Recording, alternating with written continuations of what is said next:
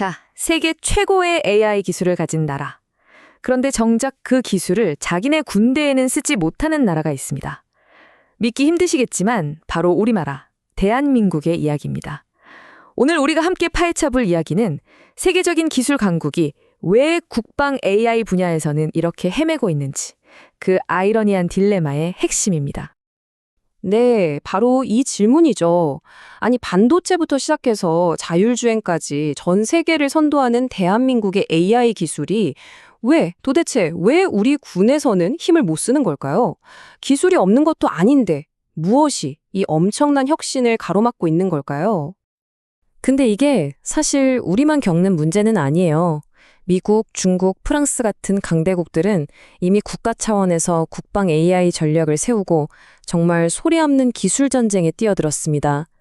AI가 전쟁의 승패를 가르는 그런 새로운 시대가 이미 활짝 열린 겁니다. 자, 첫 번째로 살펴볼 건데요. 바로 새로운 전쟁의 법칙입니다. 이게 그냥 새로운 무기가 나왔다 이런 얘기가 아니에요.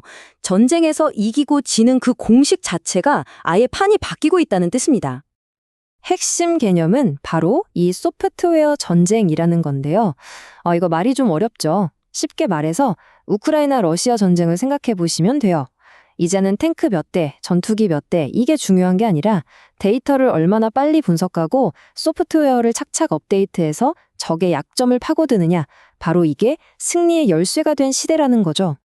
자, 이렇게 전쟁의 룰이 바뀌고 있는데요. 바로 이 지점에서 대한민국이 아주 심각한 위기에 딱 부딪히게 됩니다. 이걸 뭐라고 부르냐면 민간과 국방의 거대한 단절, AI 디바이드 위기라고 해요. 그러니까 AI 디바이드라는 게 뭐냐면요. 기술이 없어서 생기는 격차가 아니에요. 이게 중요합니다. 바로 시스템의 격차예요. 우리 민간 기업들이 만든 엄청난 AI 기술이 있는데도 불구하고 경직된 제도나 문화, 관료주의라는 보이지 않는 벽에 딱 막혀서 국방으로 못 들어오는 이 답답한 현상, 이걸 말하는 겁니다. 바로 여기서 충돌이 꽝 하고 일어나는 겁니다. 한번 보세요. 민간 기술은 진짜 로켓처럼 쌩쌩 날아가는데 국방 시스템은 뭐랄까 탱크처럼 아주 묵직하고 느리게 움직이죠. 소프트웨어와 하드웨어만큼이나 다른 이 두 세계가 지금 정면으로 부딪히고 있는 겁니다. 와, 이 숫자 진짜 좀 충격적이지 않나요? 14년. 이게 뭐냐면요. 새로운 기술이 우리 군에 들어오기까지 계획부터 실제 배치까지 걸리는 평균 시간이라고 합니다. 14년이라니 AI 세상에서는 1년 아니 몇 달이면 완전 다른 세상이 되잖아요. 근데 14년 뒤에 들어온다? 이건 도착하는 순간 이미 구닥다리가 되어버리는 그런 상황인 거죠. 그럼 이 14년이라는 벽, 이걸 어떻게 무너뜨려야 할까요? 해법은 사실 명확합니다. 첫 번째는 바로 속도예요. 이 낡고 느려 터진 획득 시스템부터 확 뜯어 고치는 것, 여기서부터 모든 게 시작되어야 한다는 거죠. 자, 그래서 속도를 내기 위한 구체적인 3단계 계획이 나왔습니다.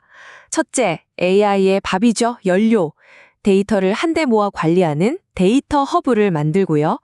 둘째, 혁신 기술을 번개처럼 도입할 수 있는 신속 획득 절차를 만들고, 마지막으로 실패를 두려워하지 않고 계속 시도해 볼 수 있는 민첩한 시험평가 시스템을 갖추는 겁니다. 아주 체계적이죠? 아니, 근데 이게 말처럼 쉬운 일일까요? 가능하기나 한 걸까요? 네, 이미 성공 사례가 있습니다. 미국을 한번 보세요. 펠런티어, 안드릴 같은 진짜 날아다니는 스타트업들하고 손에 꽉 잡고 있잖아요. 이걸 민군 얽힘이라고 부르는데 민간의 속도랑 국방의 필요를 착 붙여놓는 전력인 거죠. 그러니까 못할 일은 아니라는 겁니다. 하지만 속도가 다는 아니겠죠. 속도만 내다가 큰일 날 수도 있으니까요. 속도만큼, 아니 어쩌면 그 이상으로 중요한 두 번째 해법이 있습니다. 바로 신뢰입니다. 우리가 만든 AI를 정말 믿고 맡길 수 있느냐 하는 문제죠. 국방 AI의 목표를 완전히 다시 생각해야 한다는 거예요. 더 잘 죽이는 AI를 만드는 게 목표가 아니라 실수를 막는 AI, 그러니까 더 책임감 있는 AI를 만들어야 한다는 거죠. 아군을 적으로 오인하거나 민간인 피해를 내는 그런 끔찍한 실수를 막는 게 더 중요하다는 겁니다. 그래서 나온 게 바로 이 5단계 신뢰 아키텍처라는 설계도입니다. 한번 보세요. 맨 밑바닥에서 데이터를 보고 그 다음 층에서 그게 무슨 뜻인지 해석하고, 그 다음엔 행동하면 무슨 일이 벌어질지 예측하고, 또 그 위에서는 정해진 규칙을 절대 어기지 못하게 막고, 마지막 꼭대기에서 최종적으로 인간의 의도와 맞는지 확인하는 거죠. 어때요? 신뢰를 바닥부터 차곡차곡 쌓아올리는 느낌이죠?